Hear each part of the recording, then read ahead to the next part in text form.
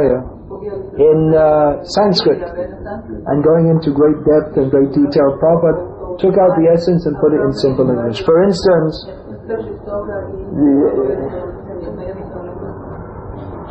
what's the name? I can't remember. There's some book which I can't remember the name now. It gives all these arguments which you'll find in Prabhupada's book. So just like, well, if everything is all one, then if one person gets liberated, then everyone should get liberated. Right? Arguments in Prabhupada's books. That's from previous Vaishnava acharyas. And then the argument then, well, if you're actually God, then how come you're in Maya? How come you're covered by illusion? If you say that actually I'm the Supreme, I'm non-different from the Supreme, then how come that you're now in illusion? You're covered by illusion, by which you have to suffer repeated birth and death. So all these arguments, Prabhupada has put it in very simple language, and established the point, which comes up in the next verse. What is the point? Krishna is saying, I dispel the darkness of ignorance, by which you can get real knowledge. And what is that real knowledge? Arjuna himself states in the next verse that what is knowledge? Knowledge means to understand. Krishna is tu Bhagavan Swayam. Krishna is the Supreme Personality, as Arjuna expresses in the next verse. What Param Brahma Param Dharma Pavitram Paramam Bhavan Purusham Shashvatam Divyam Avideva Majam Vibhu. You are the Supreme Absolute Truth. You are the Supreme God of knowledge. You are the Supreme Abode. You are the Supreme Personality of Godhead, the Supreme Pure. So this is knowledge. Arjuna demonstrated, yes, you have enlightened me. You have given me the knowledge by which I can understand you. So Prabhupada has presented all these words, Param Brahma. You can write dozens of books to explain this, especially Mayavadis. They will explain Brahma. That means, just like Upanishad say, Brahmasmi Aham. Aham Brahmasmi. I am Brahma. We should understand, I am Brahma. Brahmavit Brahmaiva Bhavati. One who knows Brahma, he becomes Brahma. So, the Mayavadis explain this to mean that, yes, we are all God. But here you see, Param Brahma. Arjuna says, Param Brahma. You are the Supreme. Brahma means spiritual. So if Upanishad say, Aham Brahmasmi, I am Brahma, that means I'm spiritual by nature. But it doesn't mean that you are the Supreme Absolute Truth. That is Krishna's position. Just like the Mayavadis say, Atma and Paramatma are one. Then why are there two words? Param Atma means superior. So superior means there must be something inferior. So if Atma and Paramatma are one, then there's no need of two words. There'll only be one word. So this is knowledge. This knowledge means to clear. What is that knowledge? It simply means to understand Krishna is the Supreme Absolute Truth Personality of Godhead. Once Prabhupada was giving initiation, and someone came up and said, I want initiation. Can you give me initiation? And the devotees didn't know. This is early, 1968, something like this. Devotees didn't know who is this person. He must have attended some lectures or so. So Prabhupada said, yes, you can take initiation, but first you have to ask some questions. Who is Krishna? He said, the Supreme Personality of Godhead. And who are you? I am His eternal servant. You can be initiated. That is the minimum qualification. One should have that faith. He was able to say that. He is from external point of view, a hippie off the street of San Francisco. You go to so many big scholars in India. They'll do so many rituals and chant so many mantras. And they cannot understand this clearly, because they didn't get this mercy from Krishna, because they don't have the attitude to serve Krishna with love. that yesterday, Priti Purvakam. They don't have the attitude to serve Krishna with love. Therefore they're not blessed with this realization that we should simply surrender to Krishna. Sometimes in India the few still staunch adherents of the traditional Vaishnava Sampradayas, they're mostly all contaminated with, not even Mayavad, with Sai Baba. I mean, that's pretty bad fall down from pure Sri Vaishnavism. So that's another point. If you don't preach these things, then it'll all get lost. That's why it's very dangerous to preach. Just, be nice, be good. I mean, among our devotees. And rasa bhav and all these things. We have to preach. Krishna is the Supreme Personality of God. Otherwise people will forget it. And then they'll be worshipping Sai Baba. And they'll go to hell. So sometimes the few still staunch adherents of the traditional Sampradaya, they talk about devotees. They're surprised. Oh, you have such high knowledge. You see, Krishna is the Supreme Personality of Godhead. Oh, how did you get such high knowledge? They're surprised because they can't imagine. They're seeing so many people all around them, Vedic scholars, this, that. They don't understand. They can't understand. How is it that we can understand? Lectures coming from the families of meat eaters. And you see people they're brought up in nice Brahmin families and following so many rituals, and they don't understand. They can't understand because they're not trained in the attitude of devotion to Krishna. Without that, one cannot understand Krishna. One has to associate with devotees who have that attitude. Bhaktistu bhagavat bhakta sangena parijayate. Bhakti is transmitted by devotees who have devotion. Devotee means who has devotion. Doesn't mean I was initiated 20 years ago. I'm a senior devotee. So you should do what I say. Even though I lost my beads 19 and a half years ago and didn't bother to use it. I said, well, it's all Krishna's mercy. I didn't bother to find any more.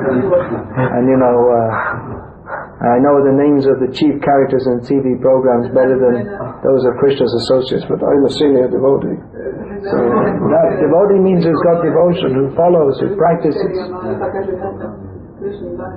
Now we have to associate with those who actually have devotion, and they can impart this spirit of devotion by which we become enlightened. And you'll often find that devotees, even if they're not very learned in Shastra superficially, that they can speak very wonderful philosophy, very clear understanding, more than sometimes those who are so-called scholars, because they have the attitude of how we can please Krishna. So if we have that attitude, Krishna will bless us with understanding. If we don't have that attitude, then we'll crumble. Our Krishna consciousness, without any solid basis, it will crumble. We were just discussing that today. That difficulties, that is a test for a devotee. Some devotees, difficulties can come. Oh, Krishna is so kindly giving me difficulties. Now let me go forward. Now let me surrender to Krishna more. And others will think, oh, it's so difficult. Why should I bother? So compromised. It's so difficult to. Krishna should have arranged better circumstances. If Krishna arranges for me a nice apartment on the beach and 10,000 kunas a month income without any work, and air conditioning and heating in the summer and a few servants, and then I'll chant Hare Krishna. But it's so difficult. I have to work, and I have a miserable house, and there's so many difficulties. You see, I think Krishna doesn't want me to be Krishna conscious, so I won't be. I'm reciprocating with Krishna.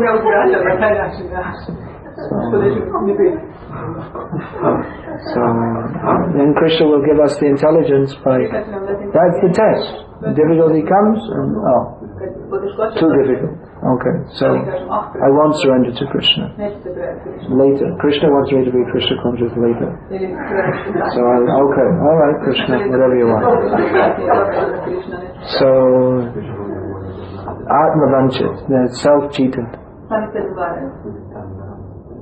So that Krishna will see what is our priti, tadami buddhi, yena mamupayanti. What is that?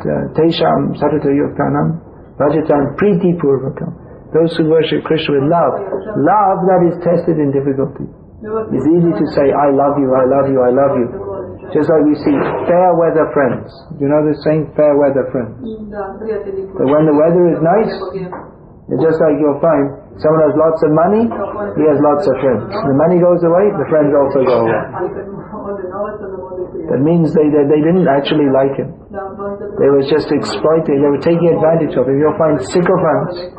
They'll come, oh you're so wonderful, you're so nice, you're so good. As long as they can get something from someone. And then, just like you'll see, a man is in power, he's the Prime Minister of the country, he has so many sycophantic followers. And then he's booted out of office, and then the sycophants go to the next Prime Minister. It's one devotee in England is telling me he was the, what do they call that, PA? Personal assistant, I think that means, of one of the richest businessmen in England, who was Indian, he's from Bombay. So he was the PA, and he told that he had a personal relationship with the Prime Minister. He could phone him up anytime, and he would give donations to his party. But he also gave donations to the leader of the opposition, because he knew that after some time this guy's going to get booted out, so I'll keep a good relationship with the opposite guy also. So when he comes in, I'll have a good, because they can get things done through the politicians. So you give a donation to the party, and then they make the laws nice so that you can make lots of money. So like that, fair weather friends. They're not actually your friend at all. They're just showing some friendship. So we shouldn't be a fair weather friend with Krishna. We should have full faith that Krishna, whatever he arranges, that is for our benefit. Even if we can't immediately see it. Even if everything is so difficult, we can't. Sometimes people say, it's so difficult I can't tolerate, but you have to tolerate. If you don't tolerate, then you lose your Krishna consciousness. And there are many examples in Shastra, people who are devotees who are more severely tested than we can imagine. Ranti day, fasting for 40 days, then some food was brought for him to break his fast. And he's just about to take it, and then a man came and said, I'm hungry, will you give me something to eat? So he gave him something. So his portion became this. Then a Chandala came with dogs and said, oh, we're all very hungry, you're a pious king, can you help us? So he gave him whatever was left. And then there's only a glass of water. And then someone else came and said, look, I'm thirsty, can you give me the water? So he gave it, and he had nothing left. So that was the test. Actually the demigods, different demigods, Indra, Agni, and someone else had come in these forms to test the king. And there are so many. Shivi Maharaj, so many, how they went through difficulties, not caring for their own selves, but only acting for the benefit of others, and ultimately for the benefit, not for the benefit, for the pleasure of the Supreme Personality of Godhead. So these examples are there in Shastra, that how we can keep our intelligence fixed. It's very difficult to keep our intelligence fixed when there are difficulties. But if we have firm faith in Guru, Krishna, Shastra, and Vaishnavas, then our intelligence will remain clear, even in difficulties. When there are difficulties, we may tend to become bewildered, but we should keep firm. And when there are not difficulties, then another kind of obstacle comes. When there are no difficulties, everything is nice, then the difficulty, then the happiness that also becomes an obstacle. If everything is nice, Krishna says, okay, you want an apartment on the beach with 20,000 kunas a month income, and okay, Krishna arranges it all, and then you still don't chant your 60 rounds. So you see things that, well, it's nice on the beach, I think I'll go to the beach. So then Krishna sends the Serbian army. This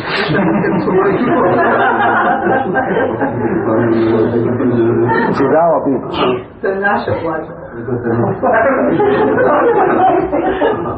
They didn't reach that far, huh? They didn't reach to the beach. Did they ever reach to the beach? It's mostly this area.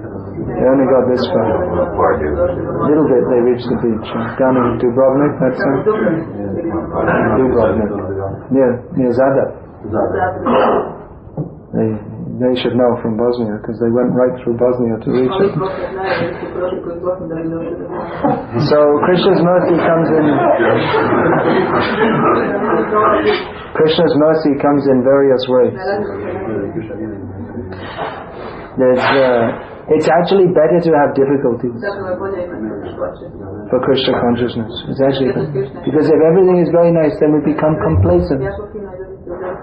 And then we invent so many different philosophies. So better, like Kunti Devi prayed, Vipada Santuta Shashvat Tatra Tatra Jagat Guru Bhavato Darshanam Yatsat Apuna Bhava Darshanam. She prayed, let there be any difficulties, because if there are difficulties, then we'll remember you, then we'll see you. And if we see you, then we won't see repeated birth and death. So you have to keep, hey, there's another thing that guy said, sharpening the saw, right? If you have to cut the wood, you have to keep time to time you have to regularly sharpen the saw. So that also in spiritual life, if we're going to act in Krishna consciousness, we have to regularly do our sadhana, rising early, chanting the holy names, associating with devotees, taking Krishna prasadam, studying the books. So his idea of sharpening the saw is first things first. Yeah, okay. Then it's worldly wisdom. We have Chanakya Pandit, and so that's there. We have to regularly keep in contact with Krishna through Shastra, through chanting the holy names, through associating with devotees. Keep in the Vaikuntha bubble. Keep strong. In other words, keep in this Vaikuntha atmosphere, because everything outside the Vaikuntha atmosphere is Sakuntha, means full of anxiety. Chintam aparimayam cha pralayantam upashraya. Demons, they're always full of anxieties. We have to keep in the Vaikuntha atmosphere, blissful atmosphere, by associating with Krishna, by carefully following the process of Krishna consciousness. Otherwise, our intelligence will become bewildered by bad association, which means associating with non-devotees. Of course, we're living in this world, we have to meet so many non-devotees. It doesn't mean that we should not interact with them in any way, but we should not intimately associate with them. Intimate association means on the personal level, also by reading their magazines and books and TV, all these things. That's actually intimate association with non-devotees. So we have to be very careful to keep our intelligence very pure and very clean by chanting the holy names, associating with devotees. Devotees means those who are this Tesham Satata Yuktanam, fully engaged in Krishna service. Satatam Kirtayanto Ma Yatantas Chadradavrata, always chanting the holy name, endeavoring in Krishna's service. You have to associate with advanced devotees. Advanced devotees doesn't necessarily mean those who have got a badge on, sannyasi. 25 years, Guru, GBC. We would hope that Guru, GBC, 25-year devotee should be advanced. Generally we should think so. But it may be also someone who's not so much time initiated, but they're seriously serving Krishna with the aim to be a pure devotee and go back to Krishna. So take this association, and Krishna will give us the intelligence by which we can understand, by which we can come to Him. Hare Krishna. Any question about this? Maharaj, you've mentioned today 2 or 3 times Stephen Covey in his books. So I read. I don't know if it's a big fad over here, but no. Well, I'm not his big fan. No. I've just read. It used to be in other countries. No, some devotees are really his fans. They're really into it too much. Too much, yeah. There can be some good things. I mean, like I'm saying, I quoted some of the things he said today which are good. But I started to look at one of his books once, and it just happened that I saw his list of his idea of a perfect person. You know, like in Bhagavad Gita, Krishna says, what is that? Jnana Yoga Vyavasti, Abhayam Sattva Sangshuti. So he gave his list. And one of the things is, he does not become anyone's disciple. So I thought, this guy's focused. If you be a perfect person, you have to become a disciple. There's no question. So I can understand, even though he has some insights into worldly wisdom, but he hasn't understood clearly, because it's the same thing. He's writing in a book, you should not become anyone's disciple, but by reading his book you're becoming his disciple. Prabhupada used to speak about the hypocrisy of this what was that guy's name? Radha Krishna? No, not Radha Krishna. Krishnamurti. This one Krishna. He wrote books in which he wrote that don't read any books. Don't read any books. And it's written in a book. And don't accept anyone as your guru. Don't take advice from anyone. So you're taking advice from him, not to take advice from anyone. It's hypocritical. It's bogus. So like this, Stephen Covey has written, the perfect person, of course he didn't use that exact language, right? He doesn't become anyone's disciple. So by Prabhupada's training we can immediately see the defect. Anyway, what are you saying about Coveyism? I was very saying that wise person can take can take knowledge from a fool, yes. But then you have to be wise enough to separate his foolishness from his wisdom.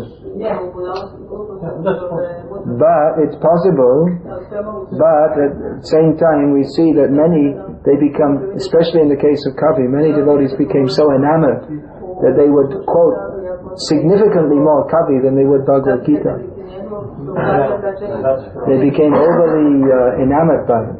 Because the thing is that you accepting his whole vision of life, which is materialistic. Even they're called, he believes in God. He believes in God, okay, but he's materialistic. He thinks God is, God's purpose is to arrange our sense gratification. So it's dangerous. It's bad association. If one is very intelligent, he can even go to Shankaracharya and take out something good. It's very bad association. So it's better, you see, we have in Shastra so many directions on how to live in this world, and all kinds of wisdom. Prabhupada used to regularly quote Chanakya on all kinds of things. What is that? If you're dealing with a crooked person, you should also be crooked. Don't deal with him straightforwardly.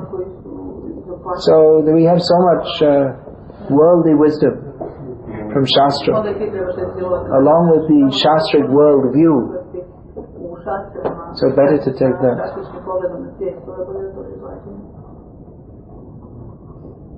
And anything you see, anything which is good in that these people have said, and like I said, it's not that everything they're saying is bad, but we can get in Shastra also. It's better we become more Shastrically oriented, because Shastra is perfect.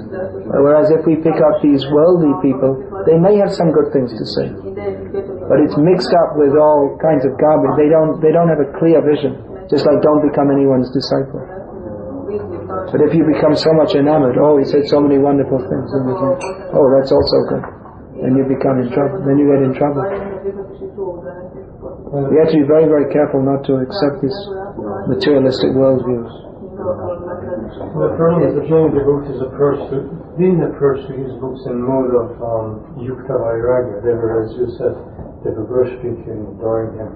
But I've read his books in mode of yukta vairagya. I was a bit detached. And it seems to me that if our ISKCON leaders and managers had applied that knowledge, our ISKCON society would be much better. Yeah, that's true. Quite likely. Many basic things around ISKCON. Yeah, that's true. But I'll tell you another interesting thing I've observed. That the people, those devotees who give seminar or used to, it's the kavi phases. It's like there's fashions in ISKCON. There was all kinds of different fashions, even literally fashions. There used to be kind of sannyasis used to wear shirts with some kind of embroidery, and it's open here. That was a fashion at one time, literally a fashion. Of course, the guy who started it, not a sannyasi, but there are all kinds of literally fashion, like you have to wear at least a Seiko watch, if not a Rolex. And that used to go around at one time. And there was the Gopi Baba Club, and then there was the Kaviitis thing, and so there are different fashions. So the Kaviitis, that's gone now. But I've seen that those devotees who are very concerned to teach that, in many cases when they had a management position, they never applied any of the things, and they did all the opposite. They made a big mess. So, whereas others who are like good managers, they don't need to study all these things. So I don't know, it's another paradox. Those who are preaching these things, when they had to put it into practical action, they couldn't. So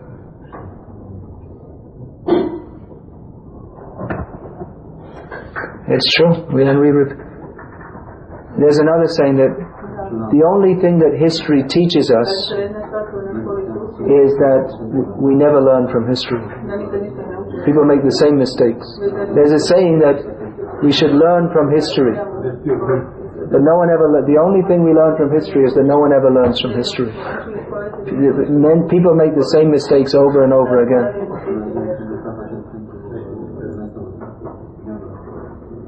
So it doesn't seem to be that simple. It's good to give seminars and all these things, but we really need leaders who can put these things into practice and show how it should be done. And in many ways that's being done practically by Radhanath Swami and his followers, who they're practically putting into practice within our movement a method of management that is not only transcendental but also human. Whereas in the past it used to be only transcendental and inhuman in many cases. And nowadays it's management is just doesn't exist. That's all. There's no leaders and there's no movement. It's like that in Croatia to a large extent, isn't it? I mean, we don't have management problems because we don't have any movement. That's one way of solving the problem.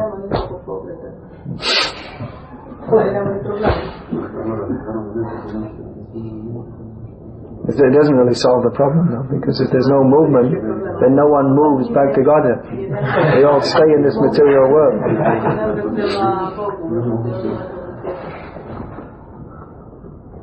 These are complex issues.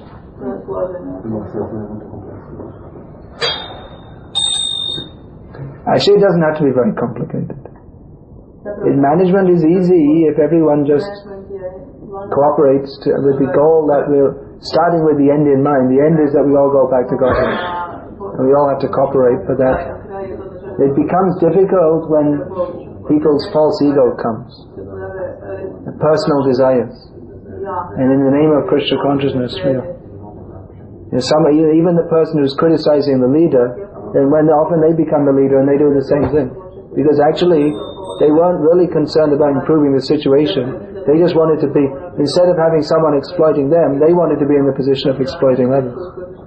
That we find in mundane politics. The politicians come and protest. You see this guy, he's mistreating and misusing, and he's kick him out, put this guy in charge. And he does exactly the same thing.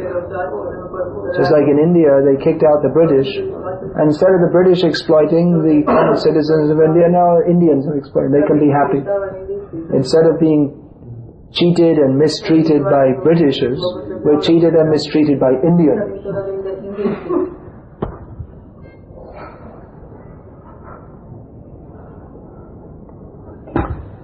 Anything else? It's mentioned here in the purpose about pure devotees. So I wonder if you would like to say something about pure devotees in sense, pure devotees and material desires. Is it that pure devotees do not have material desires at all, or that they do have material desires, but they do not expect that Krishna will fulfill them, or they don't do anything to make Krishna fulfill it? They just say, okay, Krishna fulfills it out of his own will, then I accept it. Or is it they are completely devoid of all material desires? Say in Croatian. U komentaru spominjate čisti bakte, pa mene bi zanimalo ako bi Maharaj mogao objasniti malo o čistim baktama i materijalnim željama. Da li je činjenica da čisti bakte uopće nemaju materijalne želje ili oni možda imaju neke materijalne želje, ali ne očekuju, ne mole Krišnu da im on ispuni, nego prihvaćaju, ako to se samo po sebi pojavi ispunjenje, onda je ok, a ako ne, onda ništa. There are different categories of pure devotees. There are pure devotees who have attained to pure devotion and they have no material desires. There are also devotees who desire to be completely pure and who are sincerely endeavoring in devotional service to come to that platform of purity, but who are still influenced by material desires. This is who Krishna is talking about in these verses. The Krishna gives them the intelligence by which they can come to Him. So in the case of their desires, well, there are different approaches. Some may slam the door on all their desires, take sannyas, finish. Others may make some adjustment with their material desires with the aim of becoming pure devotees. They may enter Grihastha life with the aim of becoming a pure devotee, but recognizing that they're not yet ready to act on the platform of no material desires.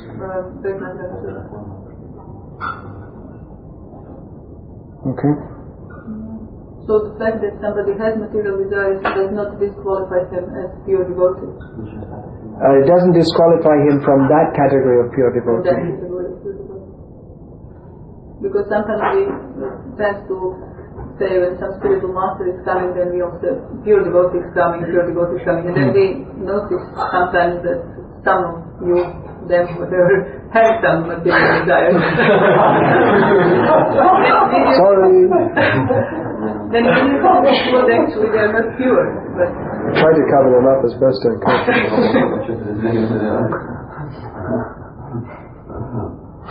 I never went to acting school.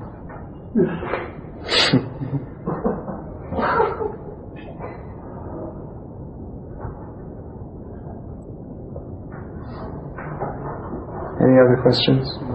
Yeah. Maharaj je govorio o organizaciji.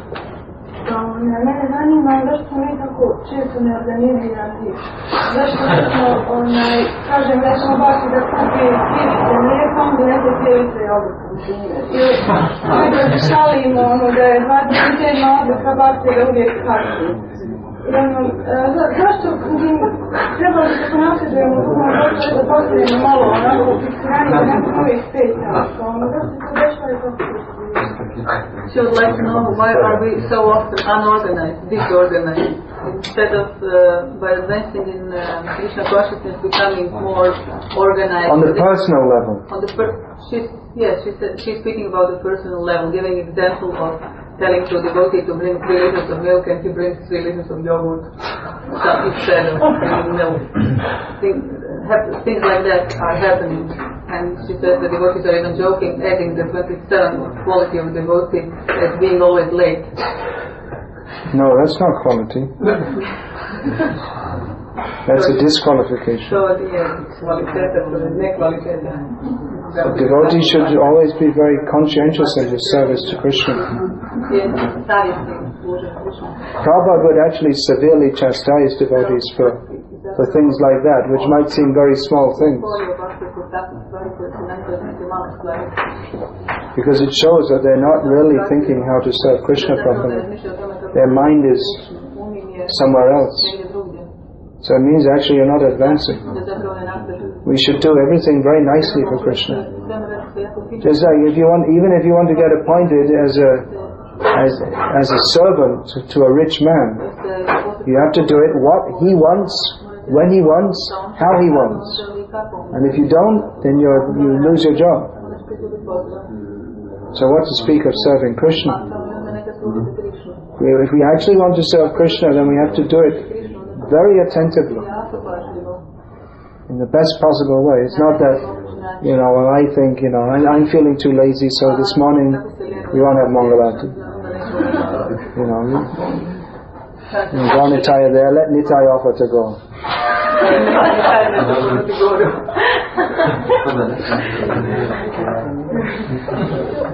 So then that's not bhakti. Bhakti means we should be very conscientious.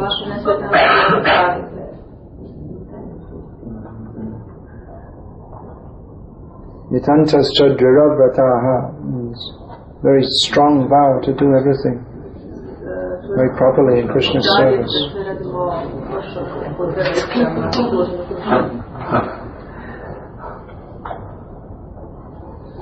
Every little detail, everything should be done properly for Krishna.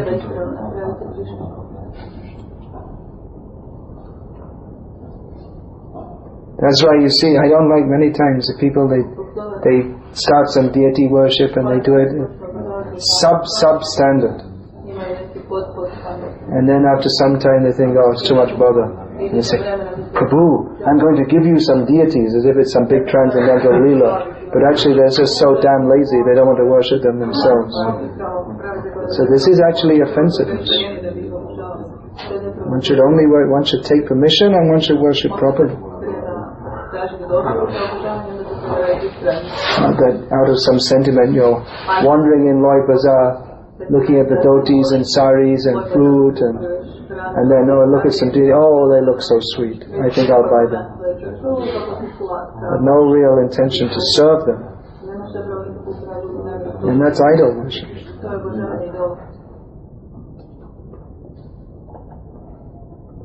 Okay, we'll finish that. Distribute some prasadam. I can distribute some prasadam.